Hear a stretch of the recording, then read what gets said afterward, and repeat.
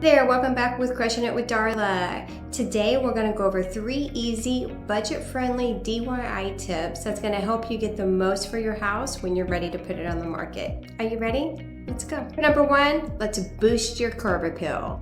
That is going to be the first impression that any buyer sees as they're coming or driving by your house. So spend a little time and a little bit of extra money if necessary to make this look inviting. Tip number 2, update your kitchen and your bathroom. I tend to see that these are the most important rooms for your potential buyers. Paint your cabinets and refresh your hardware. This will give it a fresh, modern look. Adding a peel and stick backsplash in your kitchen can give it an upscale look without breaking the bank. Don't forget to update your old faucets, shower heads, and light fixtures in your kitchen and all your bathrooms. These small steps can help make the space feel more contemporary. Tip number 3 is going to be to enhance the interior appeal. Repaint your rooms with a neutral color. It's going to make it look bigger, brighter, and cleaner. We want to make your house stick out to all potential buyers. Declutter and depersonalize your space. This is going to help the buyers envision living in the space.